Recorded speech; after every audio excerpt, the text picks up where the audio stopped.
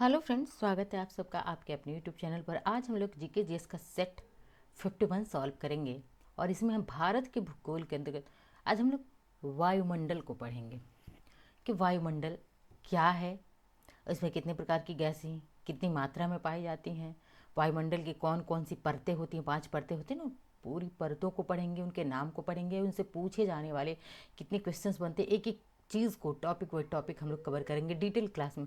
आज की क्लास हमारी डिटेल है, ठीक है। अब तक जितने भी भारत के भूगोल और इससे पहले हमने विश्व का भूगोल भी कवर किया हुआ है, जिन्होंने अब तक उन क्लासेस को नहीं देखा वो प्लेलिस्ट में सारी क्लासेस पड़ी हुई हैं, तो आप जाकर वहाँ से देख सकते हैं। और यहाँ से हमारी इस जीके जीएस की सीरीज से आपको जो भी एग्ज़ाम आप दे रहे होंगे और जहाँ भी जीके जीएस आता होगा वहाँ पे प्रश्न देखने को ज़रूर मिलेंगे। तो आइए बिना देर किए अब शुरू करते हैं अपनी क्लास।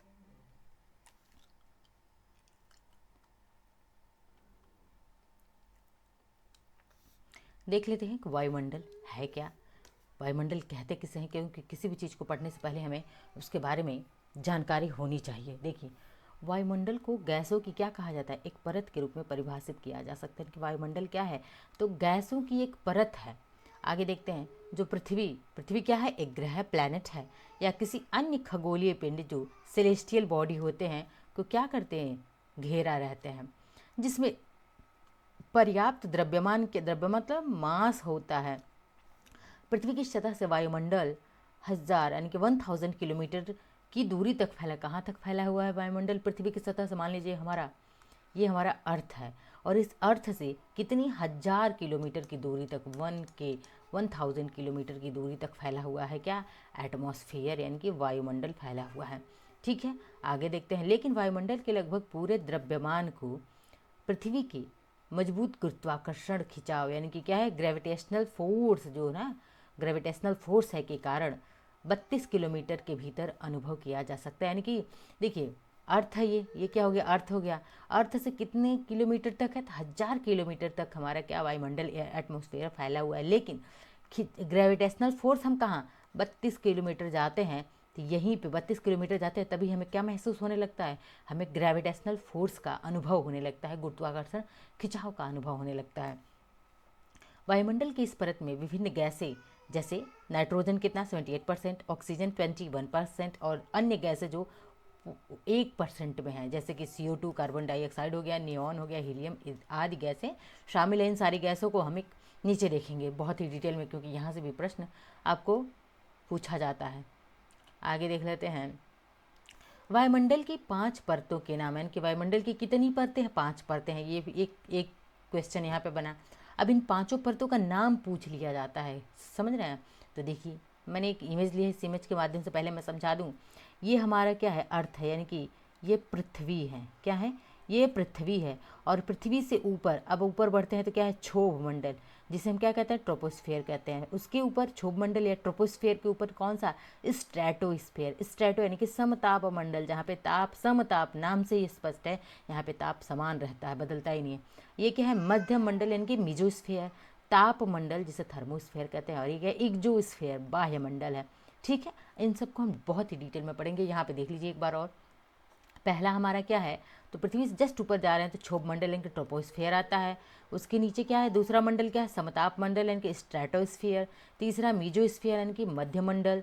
बाह्य स्फीयर जिसे हम थर्मोस्फियर कहते हैं, और बहिर्मंडल जिसे एक्सोस्फियर कहते हैं। इन सब को अब हम डिटेल में देखने जा रहे हैं, क्योंकि इन सबसे भर भर के क्वेश्चंस बनते हैं एग्जाम में। पहला मंडल देख लेते हैं। पहला क्या है, पहला मंडल क्षोभ मंडल, जिसे हम क्या ट्रोपोस्फियर कहते हैं। ठीक है, अब देखिए क्रम से भी पूछ लेते हैं, इसीलिए आप याद रखिएगा क्रम से।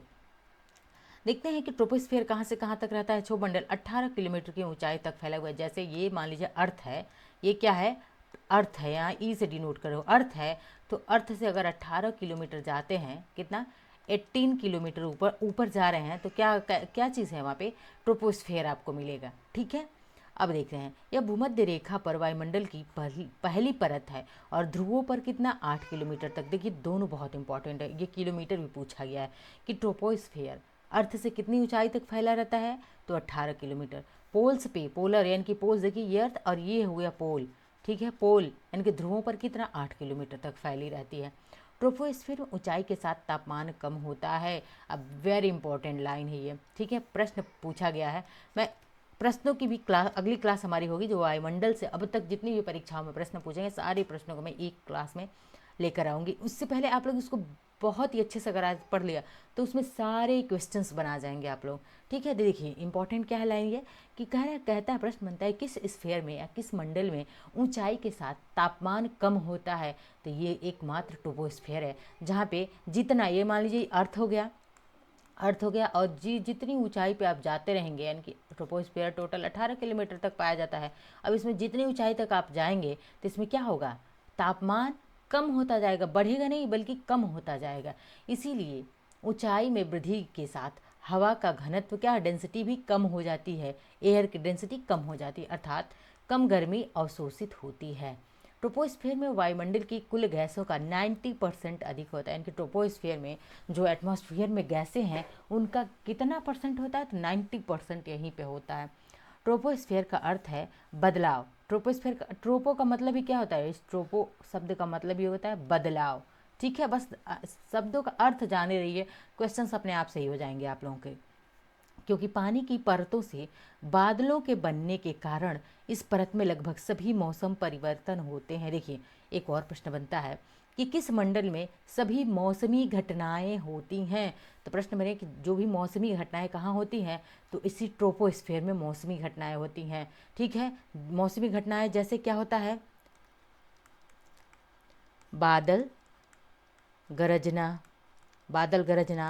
वर्षा, ओला पड़ना, उसके बाद से जितनी कुहासे होते हैं, ये सभी कहाँ पे होती हैं, सभी ये सभी घटनाएं, जितनी भी मौसम संबंधी घटनाएं हैं ट्रोपोस्फीयर में, ये प्रश्न सब बने हुए हैं जितना मैंने लिखा है यहाँ पे। ट्रोपोज क्या है, तो अधिकतम ऊंचाई जहाँ तापमान कम हो जाता है उसे ट्रोपोज कहते हैं, और यहाँ का तापमान -58 डिग्री सेल्सियस तक नीचे जा सकता है ट्रोपोज। ठीक है, तो जितनी भी, यहाँ पे सबसे इम्पोर्टेंट ये लाइन होगी कि जहाँ किस मंडल में मौसमी घटनाएं होती हैं, जैसे बादल गरजना, बिजली चमकना, वर्षा होना, ओला पड़ना, ये सभी कहाँ पे, तो ये सभी ट्रोपोस्फीयर में होती हैं या क्षोभ मंडल में होती हैं। अब बढ़ते हैं दूसरे स्ट्रेटोस्फीयर की तरफ, यानी कि दूसरा क्या है, स्ट्रेटोस्फीयर, यानी कि समताप मंडल। नाम सही है कि समताप, यानी कि यहाँ पे तापमान क्या होता है, समान रहता है, बदलता नहीं है। आइए देखिए, यह वायुमंडल की दूसरी परत है और यह ट्रोपोस्फीयर के ऊपर 50 किलोमीटर तक होती है। देखिए आपको ऐसे लिखना है, आपको बनाते चलना है, ये ट्रोपोस्फीयर हो गया, ये स्ट्रेटोस्फीयर हो गया। ठीक है, इसमें अब इसके आगे ट्रोपोस्फीयर के आगे अब लिख दीजिए इसकी विशेषता क्या है कि यहाँ पे सभी मौसमी घटनाएं होती हैं, बिजली गरजता है, बादल बरसते हैं, ओला पड़ता है। ठीक है, ये सभी। अब आगे इसके ऊपर हम ऊपर ऐसे करके एरो करके स्ट्रेटोस्फीयर लिखिए, क्योंकि नीचे से ऊपर का क्रम बनाते जाइए, पूछता है क्रम से।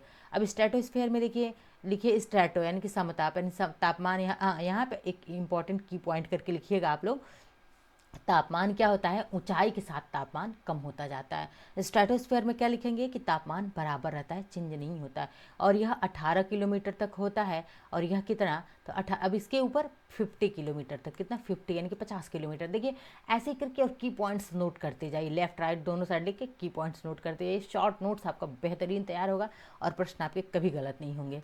ठीक है, वायुमंडल की सभी परतों में से स्ट्रेटोस्फीयर सबसे अधिक फायदेमंद है। क्यों फायदेमंद है, क्योंकि ओजोन की उपस्थिति के कारण यह सूर्य से पराबैंगनी जो यूवी रेज, अल्ट्रावायलेट, यूवी का फुल फॉर्म अल्ट्रावायलेट जो रेज होती हैं उनको क्या कर लेता है, अवशोषित कर लेता है। मोस्ट इंपॉर्टेंट प्रश्न है कि किस मंडल में यूवी रेज या अल्ट्रावायलेट किरणें पाई जाती हैं, स्ट्रेटोस्फीयर में, समताप मंडल में अल्ट्रावायलेट किरणें पाई जाती हैं, जो क्या होता है, जहाँ पे जो सूर्य से जो आती हैं परावैंगनिक किरणें उनको क्या कर लेती हैं, अवशोषित कर लेती हैं। ठीक है, आगे बढ़ते हैं।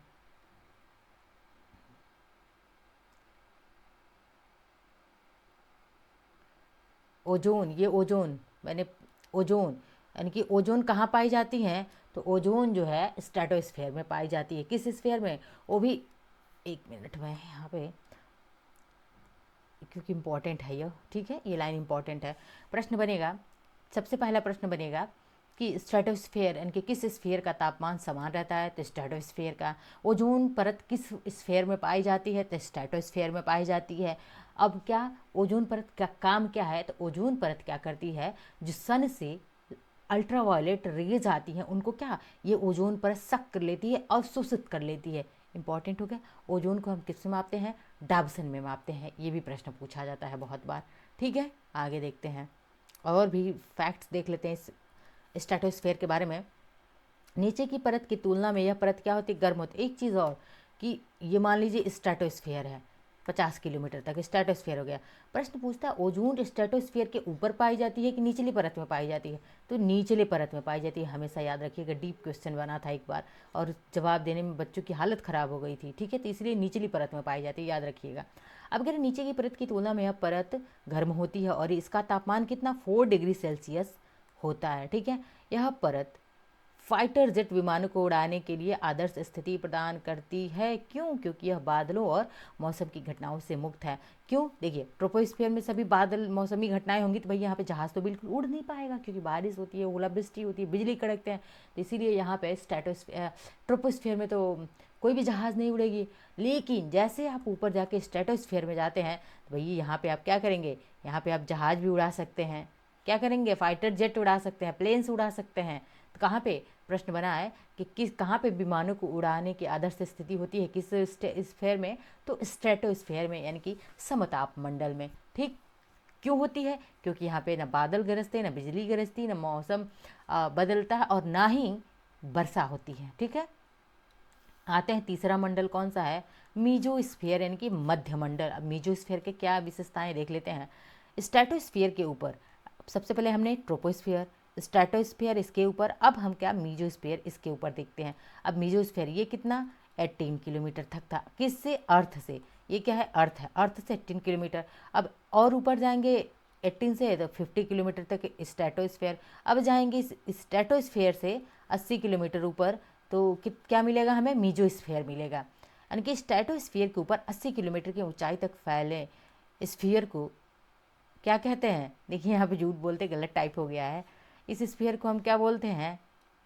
मध्य मंडल, यानी कि मीजोस्फीयर। क्या कहते हैं? मध्य मंडल, यानी कि मीजोस्फीयर कहते हैं। ठीक है, यह 90 डिग्री सेल्सियस तक के तापमान के साथ वातावरण की ठंडी परतों में से एक है।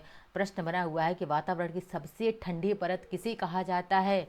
तो वातावरण की सबसे ठंडी परत, इस मीजोस्फीयर को सबसे ठंडी परत कहा जाता है। ये प्रश्न वेरी इंपॉर्टेंट है। इस परत में उल्का पिंड जलते हैं। ये भी प्रश्न बना हुआ है कि किस परत में उल्का पिंड आकर के जल जाते हैं? मीजोस्फीयर में। सबसे ठंडी परत कौन सी? मीजोस्फीयर। देखिए, मैं सारे क्वेश्चंस में कह रहा हूँ ना, सारे क्वेश्चंस अगली क्लास में प्रैक्टिस करवा दूंगी, ताकि और भी आप लोगों को इसके बाद थियरी पढ़ने के बाद से क्वेश्चंस प्रैक्टिस कर लें तो ये टॉपिक आपका एकदम 100% श्योर हो जाए। नेक्स्ट देखते हैं, इस परत में सांस लेना मुश्किल होता है। क्यों? क्योंकि इसमें हवाएं न्यूनतम दबाव के साथ सबसे पतली होती है। ठीक है, अब देखिए, कोई भी हवाई जहाज़, fighter jet, hot air balloon इस परत तक पहुंचने के लिए ऊंची उड़ान नहीं भर सकती। भाई सीधी सी बात याद रखिए कि हवाई जहाज हो गया, फाइटर जेट हो गया, हॉट एयर बैलून, ये सभी कहाँ उड़ सकते हैं? सिर्फ और सिर्फ स्ट्रेटोस्फीयर में। दूसरा स्फीयर है ट्रोपोस्फीयर के ऊपर स्ट्रेटोस्फीयर, जहाँ पे ओजोन परत है। सीधी सी बात है। आगे बढ़ते हैं। मैं बार बार रिवीजन क्यों सारी चीज़ें करवा रही हूँ? ताकि इसी क्लास में आपको सारे क्वेश्चन, कल आप सारे क्वेश्चन एकदम इजीली बना जाओ, कोई प्रश्न गलत ना करो आप लोग। देखिए, बाह्यमंडल जिसे थर्मोस्फीयर कहते हैं, समझिए इसको। वायुमंडल की परतें इसे हम समझ लेते हैं। देखिए, सबसे पहले क्या है? क्षोभ मंडल, यानी कि ट्रोपोस्फीयर। उसके बाद क्या पड़ता है? स्ट्रेटोस्फीयर, समताप मंडल, जहाँ पे जहाज वगैरह उड़ाते हैं। ओजोन स्ट्रेटोस्फीयर की निचली परत में होती है। उसके बाद है मीजोस्फीयर, सबसे ठंडी परत होती है, उल्का पिंड यहीं पे आके जल जाते हैं। और ये तापमंडल जिसे थर्मोस्फीयर का, अब इस प्रश्न बना, इसीलिए मैंने इसको डाला है कि प्रश्न बना हुआ है थर्मोस्फीयर के बारे में कि थर्मोस्फीयर में कौन कौन से दो स्फीयर आते हैं? तो देखिए, कौन कौन से? आयनोस्फीयर और एक्जोस्फीयर। ये दोनों आयनोस्फीयर और एक्जोस्फीयर दोनों किस में आते हैं? थर्मोस्फीयर में आते हैं। ये दोनों मिलकर के थर्मोस्फीयर का निर्माण करते हैं। ठीक है, इंपॉर्टेंट है, इसीलिए मैंने इस चीज़ को ऐड किया है यहाँ पे। अब देखिए, थर्मोस्फीयर, अब थर्मोस्फीयर क्या होता है? थर्मोस्फीयर मीजोस्फीयर के ठीक ऊपर कितने किलोमीटर? 640 किलोमीटर तक। मैं एक बार और रिवीजन करवा दूं, क्योंकि ये क्रम पूछता है और क्रम याद करना भूल जाते हैं बच्चे। ट्रोपोस्फीयर, स्ट्रेटोस्फीयर, मीजोस्फीयर, अब आता है क्या? थर्मोस्फीयर। TH से लिख दे रही हूँ थर्मो को। ठीक है, थर्मो, मैं ऐसे लिख देती हूँ थर्मो। अब ये थर्मोस्फीयर हो गया, ये 18 किलोमीटर तक। ये 50 किलोमीटर तक और ये 80 किलोमीटर। अब इससे ऊपर मीजोस्फीयर से ऊपर 640 किलोमीटर तक क्या पाया जाता है, तो थर्मोस्फीयर पाया जाता है। अब देखिए इस परत में तापमान ऊंचाई के साथ बढ़ता है। इसमें क्या होता है, तापमान ऊंचाई के साथ बढ़ता है। इसमें क्या हो रहा था, तापमान ऊंचाई के साथ घटता। प्रश्न बनेगा कि किस मंडल में तापमान ऊंचाई के साथ घटता है। ये मान लीजिए ये क्या हो, हाइट हो गया, हाइट, और ये क्या हो गया, टेम्परेचर, तापमान। तो ऊंचाई के साथ तापमान क्या हो रहा है, घट रहा है, घट रहा है। ठीक है। अब वैसे ही प्रश्न बने कि किस स्फीयर में ऊंचाई के साथ, ये क्या हो गया, हाइट, और ये हो गया टेम्परेचर, टेम्प, ऊंचाई के साथ तापमान बढ़ता है, घटने के सिंबल, बढ़ता है, ऊंचाई बढ़ेगी तापमान भी बढ़ेगा, थर्मोस्फीयर में। ठीक है। क्यों, क्योंकि इस परत में मौजूद गैस अणु सूर्य से यूवी विकिरण और एक्सरे अवशोषित करते हैं। ठीक है। ओजोन रहती नहीं है, ओजोन रहती तो भाई नहीं होता, इस यहाँ पे ओजोन है नहीं, और यहाँ पे स्ट्रेटोस्फीयर में ओजोन है, इसीलिए यहाँ तापमान नहीं बढ़ता है। ठीक है, इसीलिए समान रहता है तापमान। आगे देखिए, वायुमंडल की सभी परतों के बीच यह परत लंबी दूरी के संचार में मदद करती है। यानी कि लंबी दूरी संचार, यानी कि जितने भी रेडियो एक्टिव घटनाएं होती हैं वो कहाँ पे, जितने भी रेडियो संबंधी या रेडियो एक्टिव संबंधी घटनाएं होती हैं, रेडियो हो गया, टीवी हो गया, ठीक है, फ़ोन हो गया, जितने भी हम फ़ोन कॉल्स करते हैं वो सारी घटनाएं कहाँ पे होती हैं, किस मंडल में, इसी मंडल में होती हैं। ठीक है, थर्मोस्फीयर में होती हैं। अब देखिए लंबी दूरी की संचार में क्या मदद, क्योंकि थर्मोस्फीयर में विद्युतीय रूप से चार्ज किए गए गैस कण पृथ्वी से अंतरिक्ष में रेडियो तरंगों को क्या प्रतिबिंबित करते हैं। क्लियर हुआ आप लोगों को। यह परत पृथ्वी को विशाल उल्काओं और उपग्रहों से भी बचाने का काम करती है। आगे देखते हैं,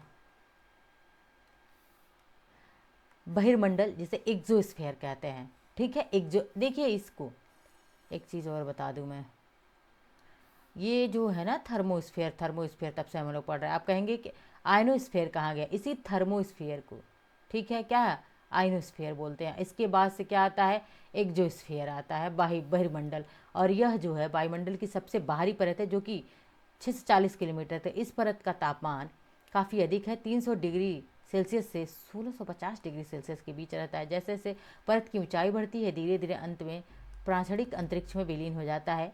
इस परत में ऑक्सीजन, ऑर्गन, हीलियम आदि गैसों की कम से कम मात्रा होती है। क्यों होती है कम मात्रा यहाँ पे इन गैसों की, तो गुरुत्वाकर्षण के बेयर मिनिमम होने के कारण गैसों के कण अंतरिक्ष में क्या हो जाते हैं, चले जाते हैं। मैं एक बार और आपको इन सारे स्फीयर्स को पढ़ा दूँ सबसे अच्छे से। देखिए ये क्या है, क्षोभ मंडल, उसके ऊपर समताप मंडल, उसके मध्य मंडल, उसके ऊपर आयन मंडल, आयनोस्फीयर, और उसके बाद बहिर्मंडल, बाह्यमंडल, और इन दोनों को मिला करके ताप मंडल यानी कि थर्मोस्फीयर बनता है। ठीक है।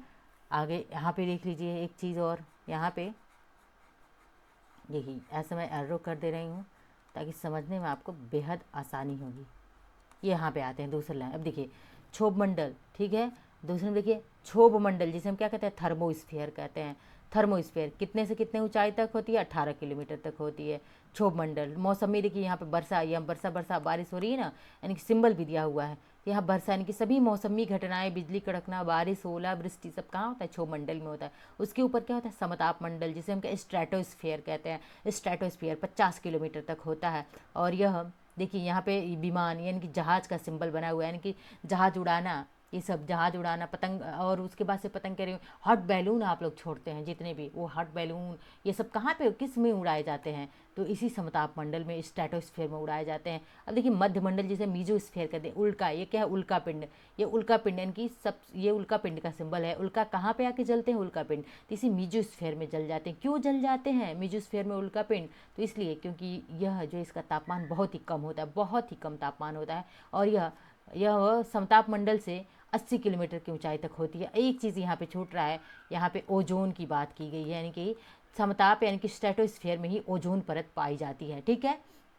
आगे देखते हैं मीजोस्फीयर के ऊपर क्या, आयनोस्फीयर, आयन मंडल आता है। और यहाँ पे देखिए सभी बेतार घटनाएं यहीं पे होती हैं, जितने भी सैटेलाइट वगैरह छोड़े जाते हैं, जितने भी रेडियो एक्टिविटीज़ होती हैं, रेडियो रेडियो से संचार होते हैं, रेडियो चलता है, आकाशवाणी वगैरह, फ़ोन की एक्टिविटी, जो भी टीवी वगैरह, जो सब संचालित होते हैं किस स्फीयर से, आयनोस्फीयर से, आयन मंडल से। और ये क्या है, बहिर्मंडल है। ठीक है, एक बार मैं दिखा देती हूँ। क्षोभ मंडल, यहाँ पे सभी मौसमी घटनाएं होती हैं।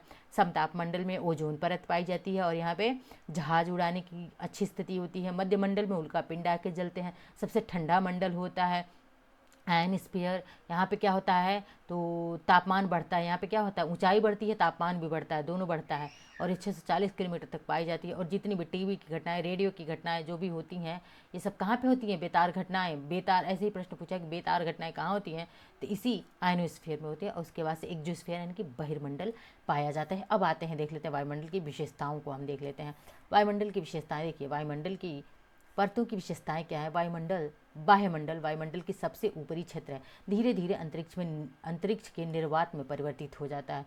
थर्मोस्फीयर पृथ्वी के वायुमंडल की कैसी चौथी परत है और यह लगभग 85 किलोमीटर से शुरू होकर इसकी कोई स्पष्ट रूप से परिभाषित ऊपरी सीमा नहीं है। ठीक है, थर्मोस्फीयर की। मेसोस्फीयर पृथ्वी के वायुमंडल की तीसरी परत और यह पृथ्वी की सतह से लगभग 50 किलोमीटर से 85 किलोमीटर की ऊपर तक फैला रहता है। मीजोस्फीयर, जहाँ उल्का पिंड आकर के जल जाते हैं। समताप मंडल जो स्ट्रेटोस्फीयर है, इसमें क्षोभ मंडल के ऊपर है, बिल्कुल है। और यह पृथ्वी की सतह से लगभग 12 किलोमीटर से 50 किलोमीटर तक पाया जाता है। क्षोभ मंडल क्या है, तो पृथ्वी के वायुमंडल की सबसे निचली परत है, ट्रोपोस्फीयर, और जो पृथ्वी की सतह से 12 किलोमीटर की ऊंचाई तक पाई जाती है। ठीक है, मौसमी घटना। और यहाँ पे ओजोन परत पाया जाता है। मैं इसलिए बार बार बता रही हूँ क्योंकि सारे प्रश्न बने हुए हैं। अब देखते हैं वायुमंडल की परत में गैस की मात्रा, कितनी मात्रा में कौन सी गैस हमारे वायुमंडल में पाई जाती है। देखते हैं, यह क्या है, गैस, और यह है मात्रा।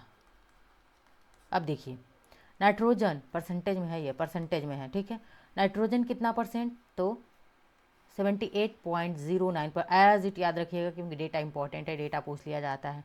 ठीक है, अब देखिए नाइट्रोजन कितना परसेंट, सबसे ज़्यादा पूछता है कि वायुमंडल की परत में पाई जाने वाली सबसे अधिक मात्रा में कौन सी गैस है, तो नाइट्रोजन गैस है। ऑक्सीजन गैस कितनी, तो 20.9%, ऑलमोस्ट इसको 21% भी, कहीं कहीं 21% भी लिखा मिलता है। ठीक है, ऑर्गन कितना, ऑर्गन 0.93% ऑर्गन पाया जाता है। कार्बन डाइऑक्साइड है जिसे हम CO2 से डिनोट करते हैं, कितना, तो 0.03%। ठीक है, नियॉन कितना होता है, तो 0.0018%। देखिए, यहाँ तक आपको याद रखना है, बहुत ज़रूरी है। ठीक है, इसके बाद भी देख लीजिए, हाइड्रोजन कितना होता है, 0.001%। हीलियम कितना होता है, तो 0.000524%। क्रिप्टॉन कितना होता है, 0.00001%। जेनॉन कितना होता है, जैसे जेडन को हम जेडन से डिनोट करते हैं, और यह कितना होता है, इनकी 5 टाइम 0.5 टाइम 0 8%। ठीक है, अब ओजोन कितना होता है, ओजोन जो है देखिए 2 4 1 5 यानी कि 5 टाइम 0.1%। ठीक है, 5 टाइम 0.5 टाइम 0.0000001%। और मीथेन तो अल्पमात्रा। मीथेन धान के खेतों में कहाँ पाया जाता है, मीथेन धान की खेतों में, नम भूमि में पाया जाता है यह मीथेन।